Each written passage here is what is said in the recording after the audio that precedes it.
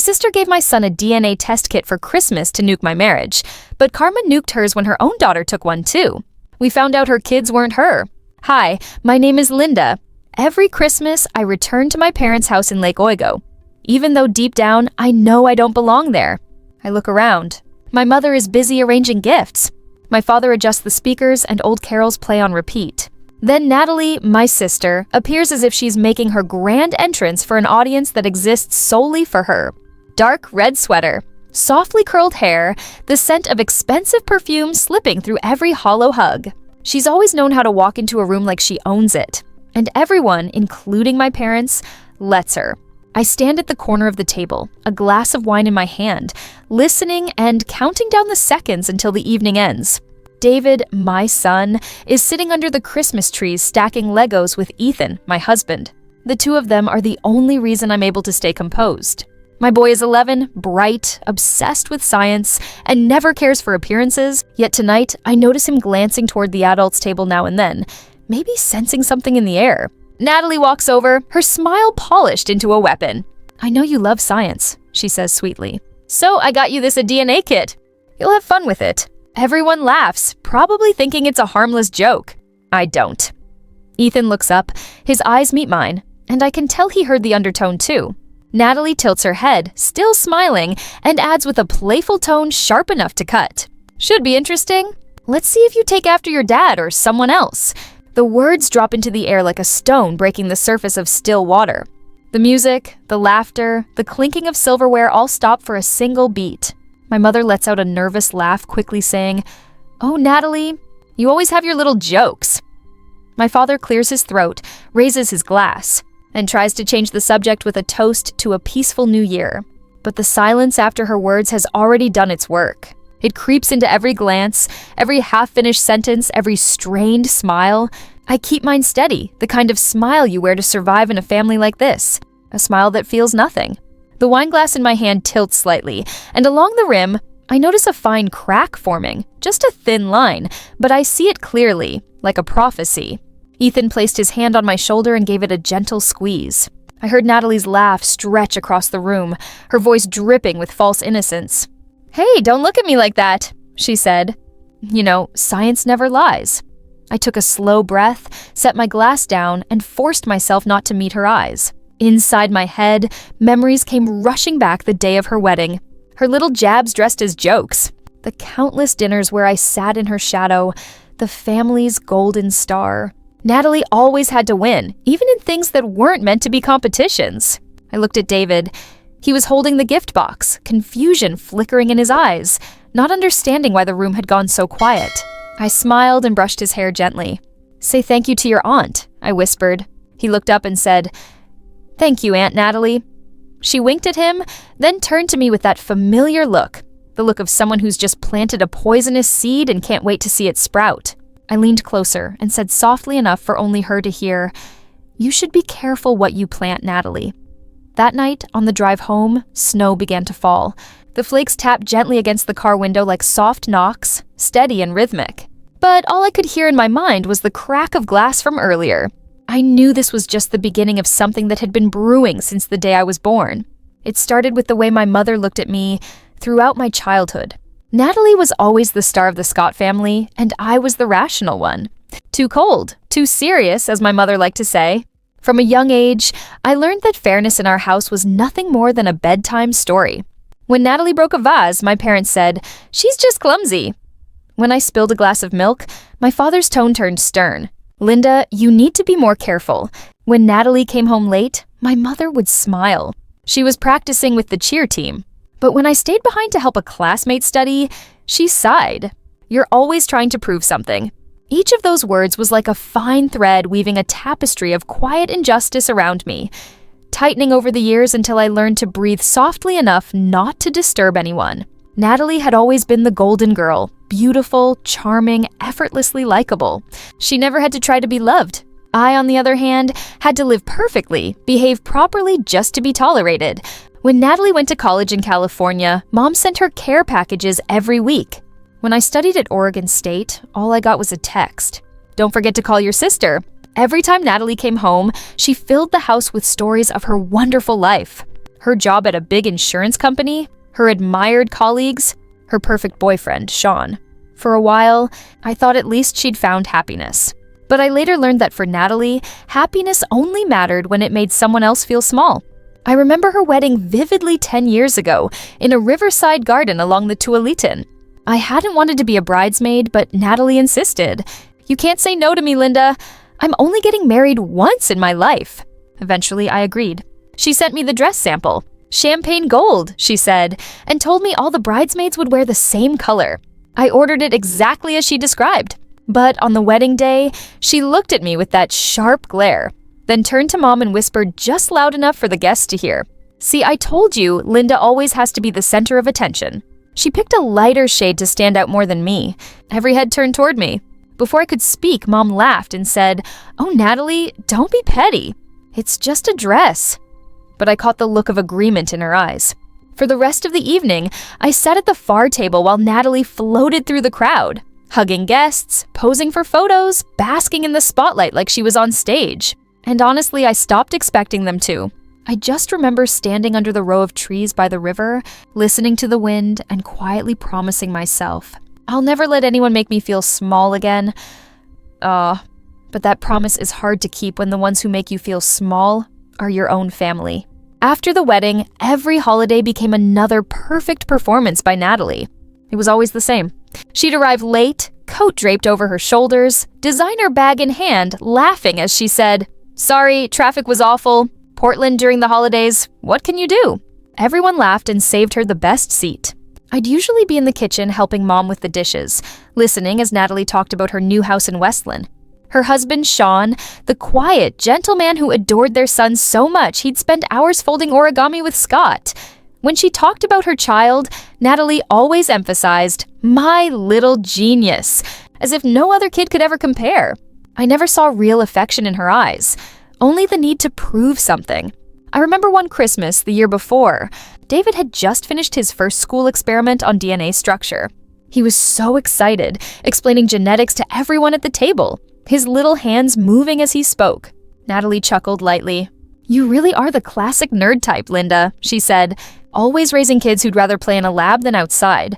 The whole table burst out laughing. Dad added, "Natalie, you're so charming," then turned to me and said, "Linda, don't push him too hard, okay? Boys need to be kids too." I stayed silent, smiling just enough to appear polite, but it never reached my eyes. I had tried standing up for myself before telling Mom that Natalie's words weren't just jokes, but Mom would always reply, "You know how your sister is. Don't be so sensitive." That phrase, "You know how your sister is," became the wall that shut down every attempt I ever made to be heard for the last 30 years. Ethan understood everything. He never said it out loud, but every time I fell silent after another family dinner, he would simply place his hand on my back gently as if to say, "I'm here." We chose silence not because we feared Natalie, but because of David.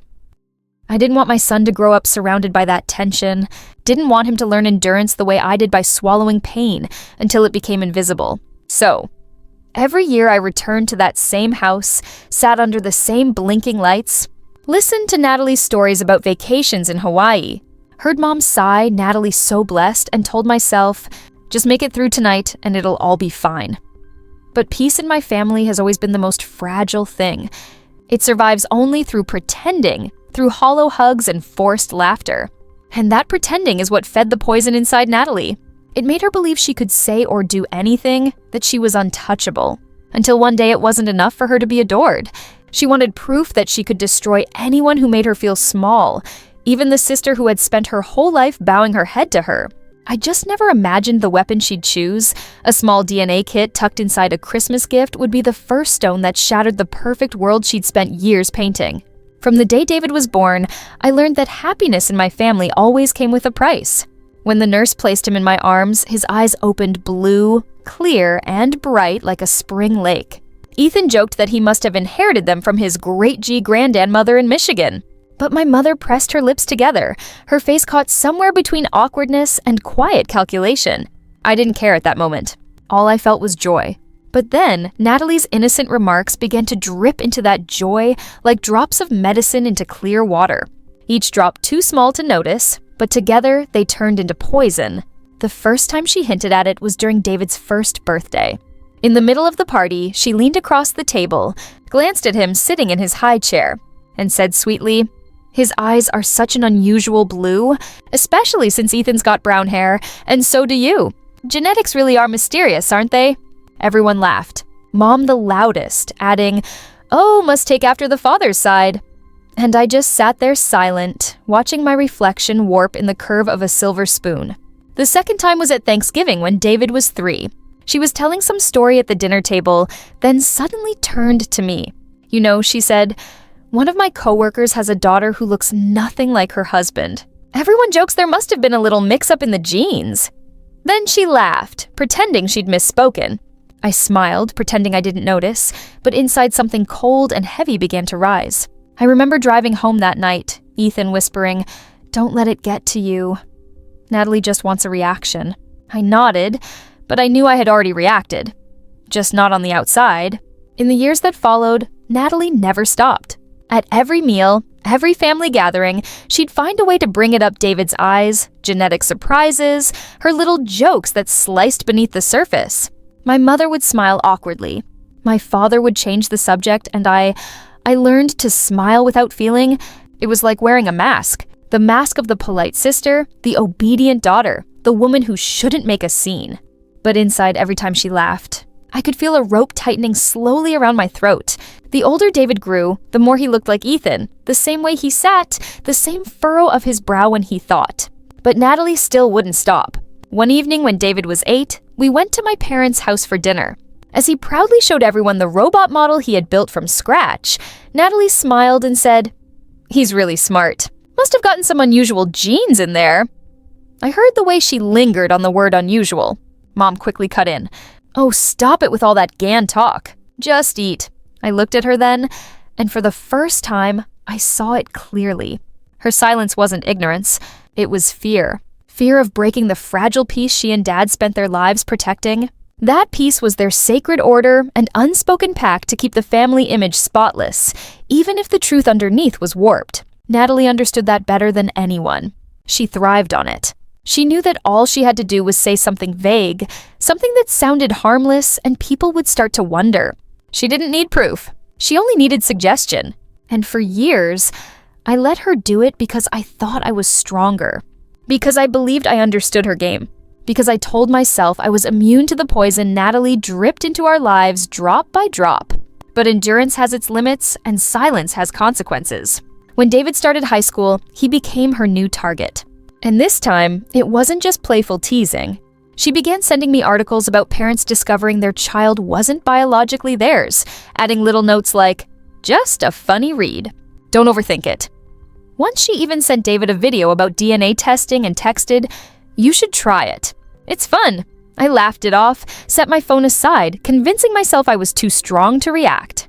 I was wrong, because every time she planted doubt, it wasn't just me who suffered. It was David, too. I realized that one night when he sat at his desk, the lamplight reflecting in his sad blue eyes. "What's wrong, sweetheart?" I asked. He shook his head, his voice barely above a whisper. "Mom, do I look like Dad?" I froze. "Why would you ask that?" He hesitated, then said, "Aunt Natalie said, maybe I look like someone else." The words hit me like a punch to the chest. I pulled him into my arms, feeling my heart pounding wildly. He didn't understand everything, but he felt at the quiet cruelty hidden inside a grown-up smile. Back in the present, snow had already blanketed the streets of Lake Otsego. Headlights cut through the white, reflecting a faint orange glow off the frozen surface. Inside the car, no one spoke. David sat in the back seat, holding the DNA kit box on his lap like it was the most precious thing in the world. Through the rearview mirror, I watched him carefully reading the printed instructions, his blue eyes glowing beneath the passing streetlights. Ethan exhaled softly, then spoke in that calm, steady tone he always used. "We're going to do the test," he said. I turned to him. "For what? Not to prove anything to her?" he said quietly. "But to end this once and for all." Outside, the snow was falling heavier, clinging to the windshield like smudged streaks of frost. In my head, Natalie's voice still echoed, "Let's see if he takes after his dad or someone else." A short sentence, but it had seeped into every crack of my peace, leaving behind both pain and anger. I don't know, I murmured. I'm not afraid of the truth, Ethan. I'm afraid of cruelty. He glanced at me, the streetlight washing over his face, catching in his calm brown eyes. Then don't be afraid of anyone, Linda, he said. And we're not going to let anyone teach our son to fear the truth. All's thick. When we got home, we were still in our holiday clothes, thick sweaters, snow-dusted shoes. Ethan placed the gift box on the kitchen counter and switched on the lights. The warm, yellow glow filled the small kitchen, wrapping it in gentle heat. David rushed over, eager. Can I do it now, Mom? It just needs a saliva sample and then we send it, right? I looked at him, my heart tight, with both love and ache. All right, I said softly, but wash your hands carefully and follow the steps exactly. We don't want your sample to get ruined. Ethan chuckled. Like mother, like son, both perfectionists. David read each instruction as seriously as a little scientist, then carefully filled the vial, sealed it, and shook it gently to mix the solution. I want to see whether Mom's genes or Dad's are stronger, he said proudly. I laughed a real laugh, the first in what felt like forever. If mine are stronger, you'll love books and coffee before you're 12. If your Dad's are stronger, you'll spend every weekend gardening and fixing things. Ethan pretended to frown. I just hope whichever genes win will help you finish your homework on time. We all laughed. For that brief moment, our small kitchen felt filled with light not from the bulbs above, but from something deeper, the kind of light that only a real family can create. I labeled the sample tube, writing clearly, David Scott, along with the date. My hand trembled slightly, not from the cold, but from the way my heart was beating faster than usual. Part of me wanted to believe this was all just a joke, that it would pass and fade like every other storm. But another part, the one Natalie had wounded over and over through the years, knew it wasn't. I placed the tube in the box, sealed it carefully, and looked at Ethan. He nodded. I'll send it tomorrow. Thank you, I said quietly. No, he replied. Thank you for not running from it. Oh. Later that night, I went upstairs, bathed David, brushed his hair, and tucked him into bed. As I pulled the blanket up, he whispered, Mom, will Aunt Natalie be mad that I did this? I paused. Why do you ask? Because she gave it to me, and now I'm sending it away. Maybe she'll think I don't like her. I stroked his hair, smiling gently. No, sweetheart. Everyone has their reasons for what they do. Your job isn't to please people, it's to do what's right. He nodded softly, his blue eyes slowly closing. I sat there watching him fall asleep, listening to the wind whistling outside and the steady ticking of the clock. For the first time in years, I felt a clear line forming inside me, a boundary between fear and courage, between silence and truth, between living to endure and living to protect. Ethan came in wearing his gray sweater, holding 2 mugs of tea. He set one in front of me. I remember the first day we met, he said quietly. You told me you never wanted a family unless it could be a safe place for your child. I think you've kept that promise. Our home is the safest place David could ever have. I looked at him, a feeling of relief and sadness washing over me at once. I don't want to fight her, I said softly, but I'm so tired of pretending nothing's happening. He nodded, his eyes steady. Sometimes silence is a form of consent, he said, and I don't ever want our son to think his parents consent to cruelty. That afternoon, I sent a screenshot of the results to the family group chat. No emojis, no dramatic message, just one simple line. Thanks for the Christmas gift, Natalie. Now everyone has their answer. I set the phone down and went back to work. 10 minutes later, the scene mark appeared beneath the message. Natalie had read it. No reply. My parents too silent. The group chat turned to stone. A digital void, soundless but heavy as lead. That evening, while I was washing dishes, the phone rang. It was my mother. Her voice trembled, a mix of anger and fear. Linda, what are you doing? Why would you send that? You've hurt your sister. I froze, the warm water on my hands suddenly feeling icy. Hurt her? I said slowly. And when she made my son question his own father, when she poisoned our family table with her lies, did you think I was hurt? Then there was a pause. Then Mom's voice softened, almost pleading. She was just joking. You know how your sister is. I let out a dry, bitter laugh. Yes, Mom. I know exactly how my sister is. The problem is, you know, too, and you never stopped her. I hung up before she could say another word. I stood there, hands still wet, staring out the window. Rain had started to fall. Portland always did this. Snow followed by rain, silence followed by noise, as if the sky itself couldn't make up its mind. I thought of Natalie, imagined her face when she read my message. Maybe she'd throw her phone. Or maybe she'd cry to Mom, claiming I'd humiliated her. But I didn't care anymore. I was done maintaining peace that never existed. Done playing the good little sister who knew her place, while others got to tear things apart without consequence. That night, Ethan printed the results, slipped them into a hard folder, and placed it in the drawer. So, one day, if David wants to see it, he'll have the proof, he said. I looked at him and whispered, "It still bothers me, not because I ever doubted you, but because I had to prove something no one should ever have the right to question." He nodded. "I know, but maybe sometimes you have to burn every shadow before the light can return." He took my hand, his grip firm. "We won, Linda, it's over." I nodded, but deep inside I felt something stir. A quieter silence, darker and deeper, rising from somewhere I couldn't name because I knew Natalie. And Natalie never accepted defeat over a single message. In the days that followed, no one mentioned it again. Mom kept sending photos of family dinners, still texting things like, "Your father asked when you'll come visit." Natalie didn't reach out at all, but I could feel the shift. Something dark, quietly churning beneath the surface of normally, like a lake that looks calm, while underneath the current rages unseen. I'd known Natalie too long not to recognize that her silence was never peace. It was calculation. One Sunday morning, while David and I were making cookies, he looked up and asked, "Mom, is Aunt Natalie mad that I sent the DNA test?" I smiled, bending down so our eyes met. "It's okay, sweetheart. Sometimes adults forget the most important thing. Truth is never something to be ashamed of." He nodded thoughtfully, then went back to rolling dough. I watched him feeling a strange kind of tenderness, soft but firm, fragile yet fierce. I used to endure to keep a family together. Now I endure to protect my child from the same kind of silence I grew up inside. 3 weeks passed after I sent that message to the family chat. Everything seemed to settle. Natalie stayed quiet. Mom avoided the topic. David had all but forgotten the DNA kit that once set off a storm. I wanted to believe it was over, that truth had the power to make people stop. But as always, truth only ever lights the match, and the next one to fan the flames was never me. It was a Friday evening. I was in the kitchen preparing dinner when my phone rang. The name on the screen made me pause. Sean, Natalie's husband. He rarely called me directly, only occasionally texting to ask about David or getting Ethan's advice on their greenhouse.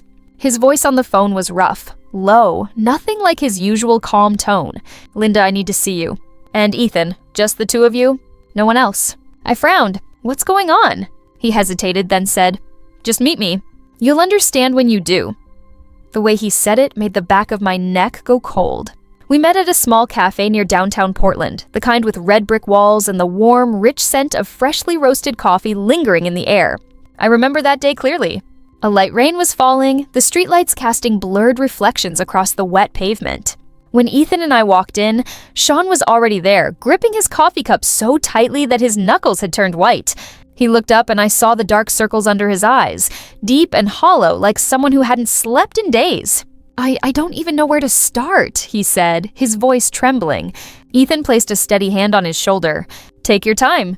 "What happened?" Sean swallowed hard, forcing a strange smile. "Scott wanted to do a DNA test. After David showed him his kit, he got curious and said he wanted to try it too. I thought it was harmless, just kids being curious. So I ordered 3 kits, one for me, one for Scott, one for Chloe. I figured it'd be a fun way to teach them about science." He paused, his eyes reening. Natalie didn't like it. She said it was a waste of money, pointless, but I sent them in anyway. I didn't think twice. I swear I thought it was nothing more than a little experiment. He stopped staring down at the table, his hands trembling slightly. And then the results came yesterday. I felt my heartbeat tighten in my chest, and I asked quietly. Sean lifted his head, his voice cracking. "Neither Scott nor Chloe are biologically mine." The air around the table seemed to thicken instantly. The hum of the espresso machine faded into the distance, blending with the soft patter of rain against the window. Ethan's hand closed around mine, firm and grounding. But I felt nothing, just a spreading numbness. "Are you sure?" I asked slowly. He nodded. Then, without a word, he opened his laptop and turned the screen toward us. On it were 3 names, 3 identification numbers. Beneath the line, paternal match, were 2 stark words. "No match. I read it over and over," he whispered. I even sent in a second set of samples just to confirm. It came back the same. "There's no mistake." He leaned forward, burying his hands in his hair, shaking. "I've been raising someone else's children for 13 years, Linda." 13 years. And I love them, God. I love them so much. Even now, knowing this, I still do. His voice broke completely. I saw tears fall onto the table, darkening the wood, merging with a small splash of spilled coffee he hadn't noticed. No one spoke for a long time. I could hear my own heartbeat pounding in my chest, a dull ringing building in my ears. In my mind, I saw Natalie's face the way she used to smile when she said, "Genetics really are mysterious." And suddenly, all the old fragments snapped together. Her constant excuses, the times Sean mentioned, Natalie's been working out a lot lately. She has a personal trainer. The phone call she ended abruptly whenever he walked into the room. A chill ran through me. "What are you going to do now?" Ethan asked, his voice steady. Sean exhaled hard, wiping his face. "I don't know. I don't want to blow up. At least not in front of the kids. None of this is their fault." "But Natalie, she's known about this for years. I'm sure of it." He reached into his jacket pocket and pulled out a folded piece of paper, a hotel receipt. "Found this in her car last week. The dates line up exactly with when Chloe would have been conceived." He gave a short, hollow laugh. "I don't need a scientist to tell me what that means." I looked at him, and in his eyes I saw the kind of pain that doesn't scream. It collapses inward. Not the violent kind, but the quiet breaking of a man who's lost both his family and his faith in love. "Have you talked to her yet?" I asked. "Tonight," he said. "But I'm scared, Linda. Not just of what she'll say, but of what she'll do. I know her. She'll twist this. She'll find a way to make it someone else's fault." "You know that better than anyone." I nodded, the back of my eyes stinging. "I know, and you're right. She won't take responsibility. She never has." Sean stood, closing his laptop. His voice was when he spoke. "Thank you for listening. I just needed someone who understands." He paused before leaving, then turned back to me. "If Natalie hadn't given your son that DNA kit, I'd still be living in her lie. It's ironic, isn't it? The trap she set for you ended up exposing her own." "How?" I sat there for a long time after he left, staring at the golden light pooling across the table. Outside, the rain had grown heavier. Ethan placed a hand on my shoulder and said quietly, "Sometimes justice doesn't arrive with a bang. It shows up as an email." I looked out the window, watching people hurry through the rain, and whispered almost to myself, "There's nothing more ruthless than truth finding its own way home." And this time, Natalie will have to face it whether she wants to or not. Dead R. That night, Portland was swallowed by rain as if the whole sky wanted to wash something clean. But inside the house in Westland, nothing was cleansed. Only the sound of shouting, breaking, and the unraveling of secrets that no longer had anywhere to hide. Sean told me later that when he walked in, Natalie was sitting on the sofa, still perfectly made up. Red lips gleaming, a glass of wine in her hand, as if nothing around her had begun to collapse. He stood at the doorway, rain dripping from his coat. "We need to talk," he said. Natalie didn't even look up. Her tone was cold, cutting. "If this is about that ridiculous DNA test, save it. You're wasting your time." Sean took a long breath, stepped closer, and placed his laptop on the table. "I have the results confirmed from 2 different labs," he said evenly, "and they both match." Natalie glanced at the screen and gave a short, dismissive laugh. "DNA tests, you actually believe those cheap gimmicks? They're wrong all the time." He didn't argue. Instead, he laid down a few more papers, hotel receipts, credit card statements, and printed screenshots of text messages he'd stumbled upon. "This date," Sean said quietly, pointing to one of them, "is the exact day Chloe was conceived." This time, Natalie didn't laugh. She stood abruptly, her face draining of color. "What are you doing?" she hissed. "You trying to destroy me?" Sean met her gaze, exhaustion and resolve etched into his face. "No, Natalie, you already did that yourself." The words landed like a blade, sharp and final. For a heartbeat, the room went still. Then Natalie erupted, her voice raw and shrill. "You want to humiliate me, don't you? Just like her. Like that, Linda. You two are the same, both out to ruin me." The words burst out of her, soaked in venom and rage. Sean stared at her, frozen for a moment, then asked slowly, "What are you talking about? What does Linda have to do with you cheating on me?" Natalie bit her lip, her eyes darting, realizing too late that she'd said too much. But in her frenzy, she let the truth spill out the one name that should never have left her mouth. "Fine. You want to know? It was Derek, my trainer. He's the first man who ever made me feel alive. Not like a shadow orbiting some dull husband like you. How we're fifth." The room fell silent outside. The rain hammered harder, howling through the trees and beating against the roof. Sean just stood there, not angry anymore, just hollow. The kind of silence that comes after you've run out of tears. He closed the laptop slowly, his voice. "Thanks for confirming." Then he turned and walked upstairs, not shouting, not breaking anything, just quietly packing a few things into a suitcase. When he came back down, Scott and Chloe were standing at the bottom of the stairs, eyes wide, frightened. He knelt down, taking his son's hand. "Buddy, grab your things. We're going away for a few days." Scott looked between his parents, confused, but nodded. Chloe began to cry. "Daddy, isn't Mommy coming with us?" Sean's voice caught in his throat. He swallowed hard, then whispered, "It's okay, Angel. Daddy just wants you to rest for a while." He led the children toward the door. Rain splashed across his shoulders as he stepped outside, but he didn't care. He just held them tighter and opened the car door. Natalie rushed after him, screaming, "You can't take them! They're my children." Sean turned back, eyes hollow, voice calm in a way that was almost terrifying. "Yes, they are yours." Then he shut the door and drove away, leaving Natalie standing there in the downpour, her hair plastered to her face, red lipstick smeared like blood across her lips. I wasn't there that night, but a few hours later, I heard her voice through the phone. When her name flashed on the screen, I hesitated before answering. Her voice came through sharp and broken like glass shattering midair. "Are you happy now, Linda? You took everything from me. If it weren't for that damn DNA kit, he never would have found out." I stood in the kitchen watching the rain slam against the window, wind howling through the chimney. "No one took anything from you, Natalie," I said quietly, my voice steady. "You did this yourself. You gave that DNA kit to my son, remember?" On the other end of the line, there was a long silence, only the sound of ragged, uneven breathing.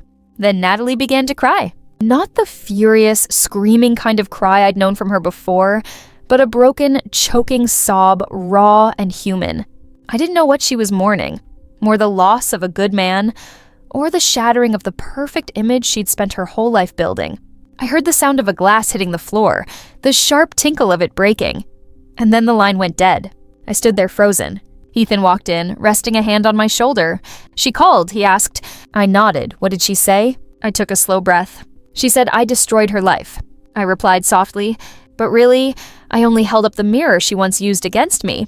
Ethan didn't answer at first. He just looked at me for a long moment, then finally nodded. "Someone like Natalie doesn't know how to lose," he said quietly. "She'll try to save whatever's left, even if it's just ashes." I looked out into the dim light beyond the porch, watching raindrops slide off the roof and glimmer in the pale yellow glow. Part of me wanted to feel sorry for her, but another part knew better. Some wounds aren't inflicted by others. They're cultivated, fed, watered by pride and deceit until they become bottomless. And now the pit she dug to bury me had swallowed her whole. 3 days after that tearful call, the phone rang again. This time it was my mother. I was out in the garden, trimming the lavender pots along the porch. The air smelled of damp earth and the faint sweetness of rain gone by. She didn't greet me or ask how I was. She just exhaled sharply and went straight to it. "Linda, I need your help with something. You have to tell Sean to withdraw the divorce." I froze, pulling off my gloves, bits of soil still clinging to my fingers. "Withdraw the divorce?" I repeated as if I needed to make sure I'd heard her right. "Yes," she said, her voice steady, detached, like she was discussing dinner plans. "The family has to keep its dignity." What happened with Natalie was just a mistake. I know you're angry, but my daughter doesn't deserve to be humiliated like this. "Lawn?" I stayed silent. The wind picked up, rattling the chime that hung under the porch. Above me, the Oregon sky stretched gray and heavy, swollen with rain. "Mom," I said slowly, "the dignity you're trying to protect is just a mask for betrayal. I can't do that." The other end of the line went still for several seconds. Then her voice rose sharp with outrage. "What's that supposed to mean? She's still your sister. You're being cruel, Linda. You don't know how to forgive." "Hi."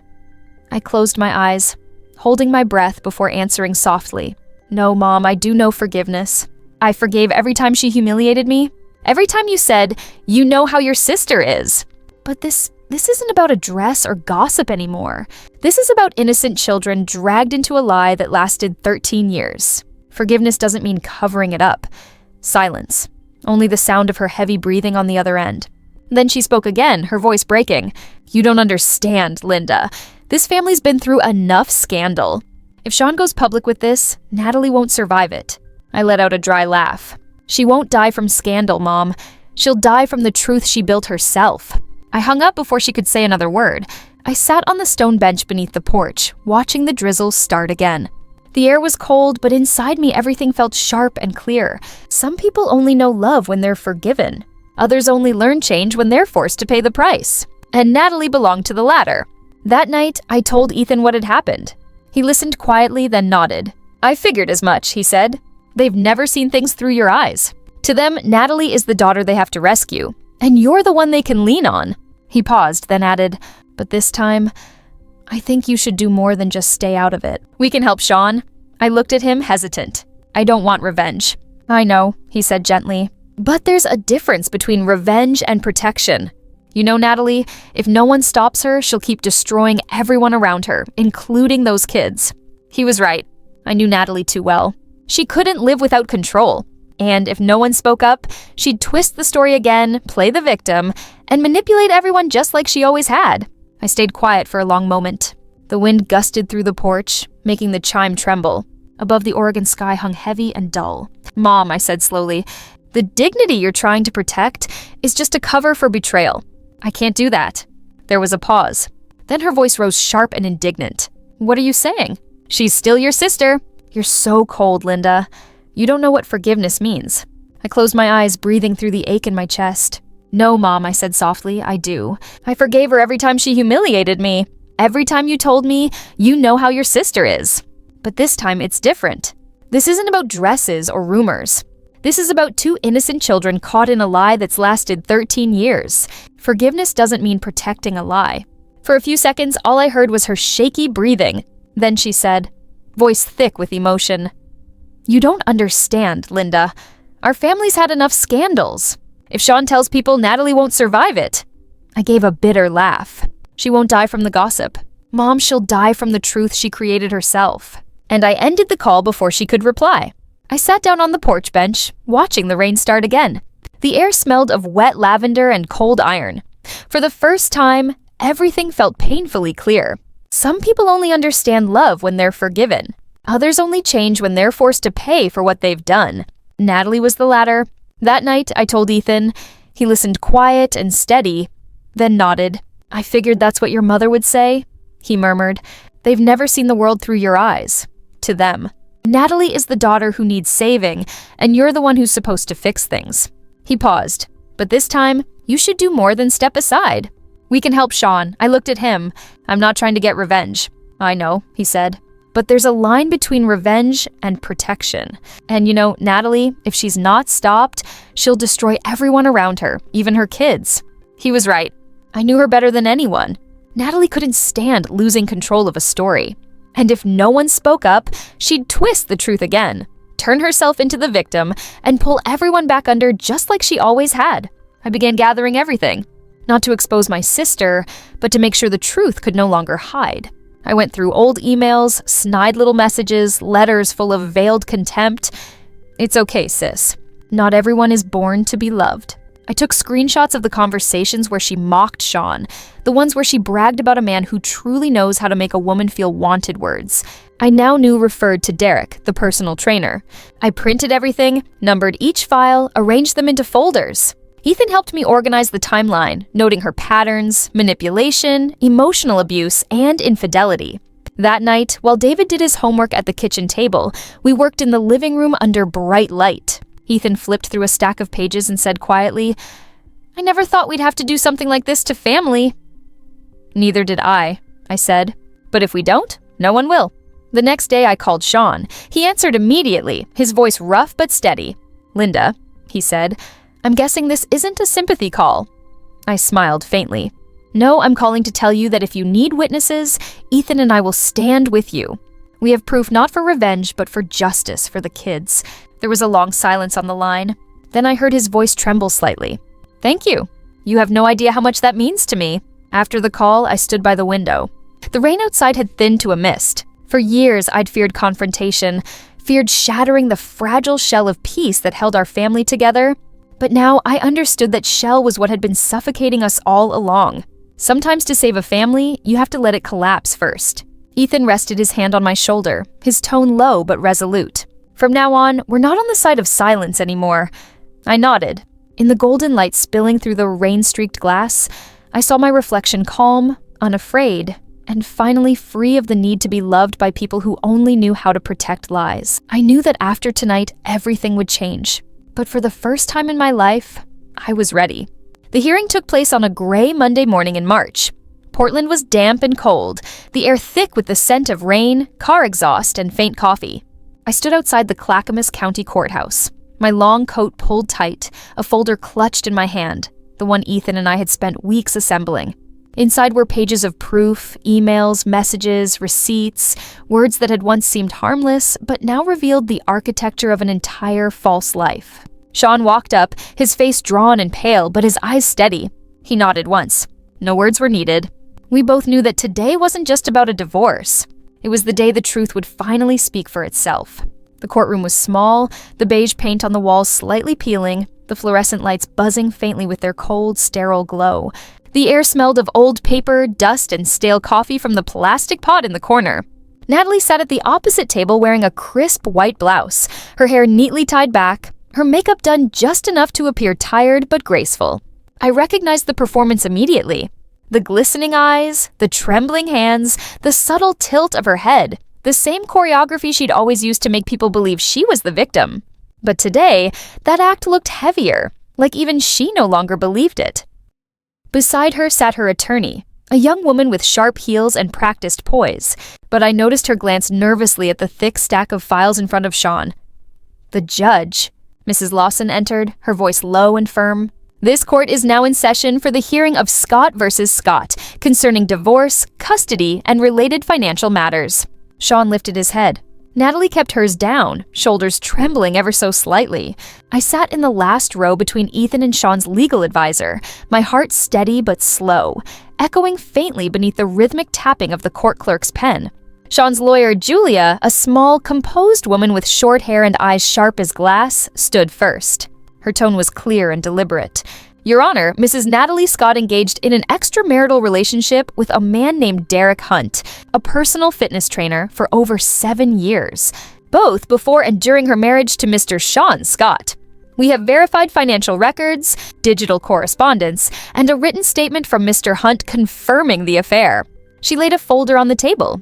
For the record, Exhibit C messages dated May 12, 2017. In which the defendant admits, quote, I may have kept things with Derek going longer than I planned. The courtroom went utterly still. Natalie didn't lift her head. Julia continued, her tone measured, precise. We also have credit card statements showing multiple transactions at the river edge in Eugene dates that align with the conception periods of both children. And this, she held up a paper, is a letter from the school counselor where the couple's eldest son, Scott, is enrolled. In it, the boy writes, Mom told me not to tell Dad. I don't know what to do. I think I have to lie so she won't be sad. Her voice didn't waver. It wasn't angry or emotional. It was calm, exact, and every word sliced through the air like a blade. Natalie finally looked up, her eyes red, tears streaming. All of this is lies, she cried. He's cold, controlling. He's been suffocating me for years. I didn't have a choice. Her voice cracked, her gaze darting around the room, searching desperately for sympathy. But Sean just sat there, his hands clasped together. The cold white light fell across his face, revealing the deep hollows under his eyes. Not with rage, but with a grief so profound it almost silenced the room. It was the look of a man who had loved too deeply and been betrayed for too long. Natalie's lawyer tried to recover, her tone urgent but wavering. Your Honor, my client suffered from postpartum depression. Her actions were not driven by malice, but by psychological distress.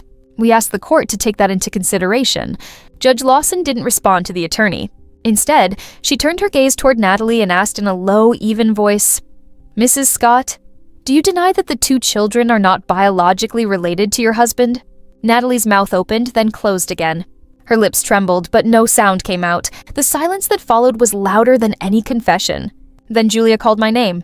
I rose from my seat, walked to the stand, and placed my hand on the Bible. My voice was steady as I took the oath. When I lifted my eyes, Natalie was staring at me. Her look, a mixture of fury and pleading. I met her gaze without flinching. Julia began, Miss Linda, can you tell the court what you have personally witnessed regarding the defendant's behavior over the past years? I took a deep breath. I've known my sister Natalie my whole life. She has a habit of using emotions to manipulate through tears, through pity. She didn't just deceive her husband, she swayed suspicion within her own family. She once gave my son David a DNA kit for Christmas, implying that my husband wasn't his real father. When the results proved otherwise, she didn't stop. And because of that act, it was her own son who became curious enough to take a test only to discover the truth about his bloodline. No one destroyed Natalie. She did that to herself. The courtroom was completely silent. I could hear the rapid scratching of the clerk's pen, the faint sigh from Judge Lawson. Julia looked at me and asked one final question. In your opinion, Miss Linda, who has suffered the most in all of this? I glanced at Sean, then pictured the children, Scott and Chloe, their bewildered faces caught in a storm they never created. The children, Your Honor, I said calmly but firmly, because they're the ones who now have to learn the difference between love and deception from their own mother. When I stepped down from the stand, Natalie's head was bowed, tears sliding down her cheeks, but I knew they weren't tears of remorse.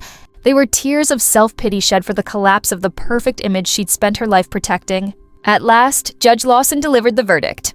Her voice was low, steady, and without sentiment.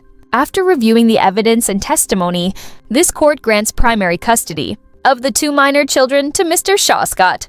Mrs. Natalie, Scott is permitted supervised visitation only in a neutral setting regarding financial matters due to a breach of ethical conduct in the family trust.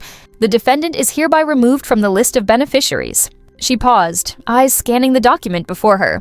The sum of $50,000 from said trust will be transferred to the legal guardian, Mr. Scott, to ensure the educational future of the children. I turned toward Natalie. She sat motionless, the cold fluorescent light bleaching her face pale. Her lips trembled, her eyes empty, as if someone had drained the air from her lungs. Sean bowed his head, hands clasped tightly together, eyes closing for one long, heavy second. The courtroom emptied in silence. As everyone filed out, I stayed behind for a moment. The air was thick with the scent of stale coffee, old paper, and that heavy stillness that always follows justice when it's finally spoken aloud. Ethan came over, draped my coat over my shoulders, and murmured, "It's over." I nodded, but what I felt wasn't victory, just a quiet kind of exhaustion that somehow felt clean. Outside, I saw Sean kneeling to embrace Scott and Chloe. The 2 children clung to him tightly, even without shared blood. They knew love when it held them. I whispered mostly to myself, justice isn't revenge. It's the world finding its right shape again. And in that moment, I realized some wounds don't need forgiveness to heal. They just need truth. After the trial, spring arrived in Portland, but the air within my family felt colder than ever. Sean moved out of the old house in Westland and rented a small place by the Willamette River. Ethan and I helped him pack just a few boxes of clothes, some toys, and a family photo Sean insisted on keeping, even though Natalie's face was in it. "I'm not keeping it for her," he said, voice rough with fatigue. The kids need to know they once had a family, even if it only exists now in memory. Endertown. Scott and Chloe moved in with him and began therapy at a child counseling center. Scott, at 13, had grown unusually quiet, his eyes weary whenever someone mentioned his mother. Chloe, just 7, asked a single question that broke everyone's heart. If I'm not really her daughter, will she still love me? Sean bent down, pulled her close, and said softly, "You're my daughter, and I'll love you for the rest of my life." I visited them a few times each week. Scott began to open up more, especially when David came over. The 2 boys would build Lego cities again, talking about science, robots, and all the things children believe can fix the world. Once I overheard Scott say to David, "DNA can tell you who gave you life, but not who loves you." It was such a simple sentence, yet it nearly brought me to tears. Natalie, on the other hand, completely fell apart. After the trial, she still tried to play the victim on social media. She posted long, tragic paragraphs. When the whole world turns its back on you, all you have left is yourself. Or, they took everything from me, my husband, my children, my dignity, my future. Under each post, Mom was always the first to comment, "My strong girl, don't let anyone drag you down." And me, I said nothing. I had learned that people addicted to pity can't live without an audience, and my mother had always been her most loyal one. Then the inevitable came. One evening, Mom called, her voice heavy, solemn, as if handing down a final verdict. "Linda, your father and I won't be coming to your house anymore. You've been cruel. You stabbed your sister in the back when she was already broken. This family doesn't need someone like you." I heard every word clearly, yet inside I felt calm, peacefully detached. "Mom," I said slowly, "I'm not cruel. I just refuse to let our tradition of lies pass on to the next generation. If you choose to protect what's wrong, then I choose to protect my child." She stayed silent for a moment, then hung up. The call ended with that long, cold tone, short, hollow final like a dial tone closing the last page of a childhood built on deceit. June arrived. Portland grew brighter, warmer. David began his summer with a science project titled DNA and Truth, What Genes Can't Hide. I helped him organize his materials while Ethan watched from the doorway, smiling. "He's definitely your son," he said.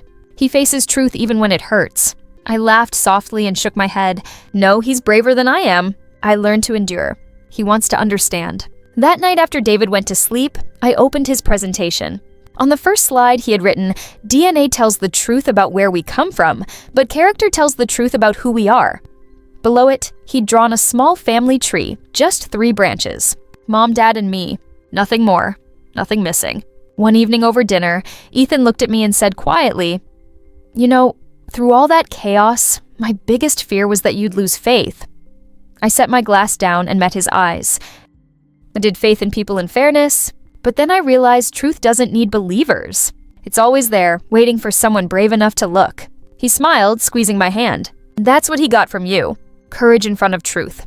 I looked at him, my voice barely above a whisper. Maybe truth is the only gift left in this world that's still worth believing in. Outside, the summer wind carried the scent of lavender and the soft hum of crickets. I looked out into the yard where David and Scott were chasing fireflies with flashlights, their laughter echoing through the warm night. Somewhere in that sound, I thought I heard my own childhood laughter before it was buried beneath the sweetness of lies. But this time, the laughter was clear, real, untouched by bitterness. And I understood the storm had passed. Not because everything was forgotten, but because I had stopped letting it control me. The next Christmas arrived like a whisper. Portland was blanketed in white. The rooftops around Lake Owego soft under the weight of snow. There were no loud family parties, no staged happy photos, only our kitchen, small, warm, and honest. Ethan stood by the oven baking apple pie, the scent of cinnamon filling the room. David was stringing lights around the window while I set the table. A few white candles, bowls of hot soup, and the bottle of red wine Sean brought. No extravagance, no expensive gifts yet. In that little house, everyone was smiling. Not the kind of smile meant to please others, but the kind that comes when the burden of pretending finally lifts. When Sean and the kids arrived, snow still clung to their coats. Chloe ran straight to me, her cheeks flushed pink from the cold. "Aunt Linda, I brought you something," she said softly, as if afraid to break something sacred. I opened the small gift, a handmade card drawn with wax crayons. On it was a picture of 6 people standing beneath a Christmas tree. Me, Ethan, David, Sean, Scott, and Chloe. Below it, in uneven handwriting, were the words, "You're not our blood, but you're the first person who ever stood up for us." I stared at the card for a long time. My chest tightened, then broke open, not from sadness, but from something far rarer, the feeling of witnessing pure love. Love that asks for nothing. Love that hides nothing. I sat down and wrapped my arms around her. "Thank you, sweetheart," I whispered, my voice trembling. "You have no idea how precious this gift is." Chloe smiled, resting her cheek on my shoulder, her hair carrying the scent of new snow. Scott stood nearby, quiet, but with a warmth in his eyes I hadn't seen before. In him, I saw something Natalie could never understand: the strength that comes from truth. He had endured. He had broken, but still chose love over bitterness. And I knew that choice more than anything would save him, not a mother who only knew how to play the victim. Dinner unfolded with gentle laughter, small stories, the soft clinking of silverware, and candlelight flickering over the oak table. David talked about his DNA and truth project, making everyone laugh.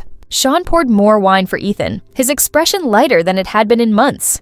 "You know," he said, "sometimes I think if it weren't for that stupid DNA kit, I'd still be living inside a lie." Ethan smiled faintly. "Sometimes a lie has to collapse," he said, "so that the truth can finally fit." Sean nodded slowly. "Yeah, maybe so." After dinner, I cleared the table while everyone else lingered in the living room, their laughter spilling through the doorway. I stepped out onto the porch. Snow was falling softly, white flakes landing on my palm, melting instantly into warmth. The light from inside cast a golden glow on the snow, wrapping the whole world in a fragile, tender brightness. I leaned against the railing and took a deep breath. What I felt wasn't just happiness. It was something quieter peace that comes only after surviving everything. I thought of last Christmas, the cracked wine glass, the forced laughter, and the watchful eyes of the sister I once believed was family. A year had passed and everything had changed. The woman who tried to use DNA to destroy my marriage now lived alone, still telling the story of her own victimhood. But I no longer cared. I didn't need to prove who was right or wrong. What I had learned was this: truth doesn't need believers. It only needs someone brave enough to stand beside it. I looked out into the yard where David was building a snowman with Scott and Chloe, their laughter carrying through the cold night. Their breath rose in pale clouds, blending with the golden twinkle of Christmas lights. And for the first time, I felt gratitude even for the pain, the betrayal, the collapse of someone who once made my life unbearable. Because without all of it, I would never have learned that sometimes loss is the universe clearing space for what's right to arrive. I smiled softly and whispered almost to myself, "My sister gave me DNA to destroy my marriage. But in the end, it was that same DNA that showed me who my real family truly is." Then I stepped back inside and lit the candle at the center of the table again. Its small, steady flame reflected in the window pane on my face, no longer tense or uncertain, but peaceful, strong, and free. Outside, snow kept falling each flake light as a blessing from the sky. And inside that little house in Lake Otsego, surrounded by laughter, cinnamon, and the warmth of truth, I knew at last I was home.